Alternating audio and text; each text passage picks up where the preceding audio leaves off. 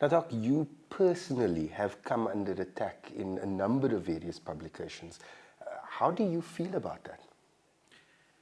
Well, when you defend media freedom, you defend the right of your reporters to say things which are accurate and fair, and to say it without fear or favor, to be able to report on anybody, the most powerful, any element of the political spectrum, even those that consider themselves to be untouchable. Of course you are going to come under attack. It's not very easy for them to attack our journalists or editors directly, although this very morning I had one of my editors in Durban calling me that they were in fact being intimidated by an investigator from the Zondo Commission. And of course I asked her to deal with that within the framework of media freedom, etc. But the strategy which they've taken is attack the corporate head. By attacking the corporate head, you then intimidate the corporate head into reducing support for the media business. By doing that, you actually force the media business to toe the line. So this is nothing but, the beginning of a fascist state. We have fought for freedoms in our country. We have fought for this constitution, which guarantees us the right to media freedom. And my only crime, if you want to call it that, is that I have dared to invest in a media business, and I've allowed the media business to tell the truth, and I've allowed it to shake up, if you like, very powerful figures in the country in both the public and private sectors. And I think this is a reaction to all of that. We've seen it in many other countries in the world where media freedom is at risk, and we're beginning to see that happening today.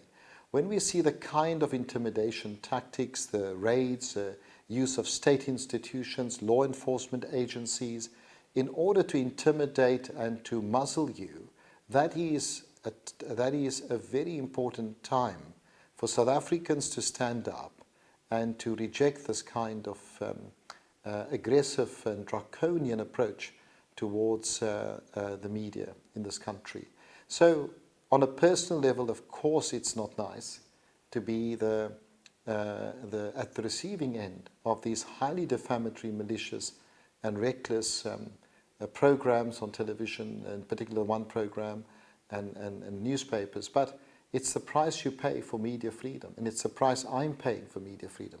But I'm also defending the rights of more than 1,500 employees in our media business to have their place in the sun, to have their place to be able to say the things they want to say. And it is immoral what these people are doing to try and take away from them their livelihoods, to try and take away from them their fundamental right towards exercising the right to write what they like.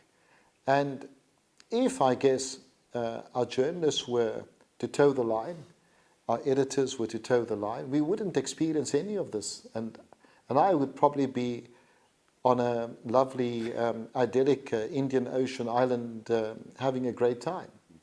But that's not what life's about. Life is about defending your hard-won rights.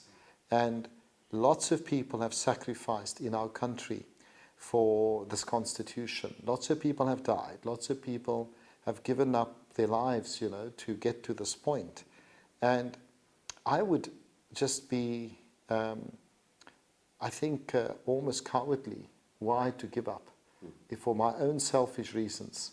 And many people have said to me, why do you put everything at risk in order to defend this notion of media freedom, the notion of the constitutional values? And I said, well, that's more important to me than money. It has always been more important to me than money. The fact that freedom has no price. No amount of money can buy freedom. And this is a fundamental freedom here. And of course, it's not easy when you have machinery of the state and institutions and law enforcement and others being used and abused to come at you simply because you are standing firm on the issues of media freedom. if you take, for example, other media owners, just as an example, if you take it is well known that the CEO of TISO, Black Star, Andrew Bonomore, was investigated for insider trading. I don't see that the FSIA raided his offices with 15 people. Koos Bekker, at some point at Naspers, there were suggestions that he had bought the shares just before Tencent. I don't see and I'm not suggesting either of them are guilty of anything, but this really was, the information that they wanted was available quite easily. They could have emailed it to us, we could have given it to them. But it demonstrates it's not about information. It's about a strong-armed draconian tactic. It's about a signal that we will come for you if you don't toe the line. And it appears as though it's almost trying to diminish your appetite for this industry and your appetite for doing business in the media space, and it's not done so. Well, the idea of the harassment and intimidation and persecution of just not myself, but independent media staff and editors and others over the last 5 years since we acquired the business from the Irish, it started right at the very beginning. People did not want a progressive black voice, in particular in the media industry. And we've had to withstand all sorts of attacks on the group. And so when that didn't work, we first fought the Guptas, because the Guptas, took all the advertising from government. We were attacked by the old establishment, because they thought we would get the government advertising.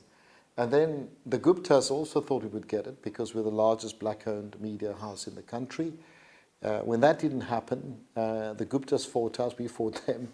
And then I think with the politicians coming in particular, they wanted to have a uniform narrative in the media, someone that doesn't shake up and ask difficult questions. And somewhat regrettably, the notion was, well, if they don't play ball, and this is what I'd mentioned that one of the ministers had said to me, the first thing is try and get them in line.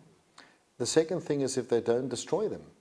And the best way to destroy them is to tackle the corporate that owns them and to deal with them in that way. So, it wasn't an accident that the PIC head of legal went to Parliament and said they want to liquidate Sekunjalo independent media. And that shows what they want to do. They are not interested in a plurality of media houses. They're not concerned about the more than 1,500 people employed. They're not concerned that the country's democracy, as young as it is, needs media plurality. And that is so important. And media freedom is a critical element of our democracy.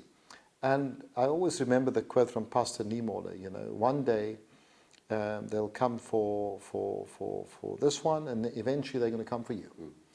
And I guess our time is there. Our time is that, they don't want independent media to be around. They tried to take it over initially, and then now it's a question of destroying it. And if they can't destroy independent, destroy, the corporate or the head of the corporate that is responsible for independent. And that's what it is.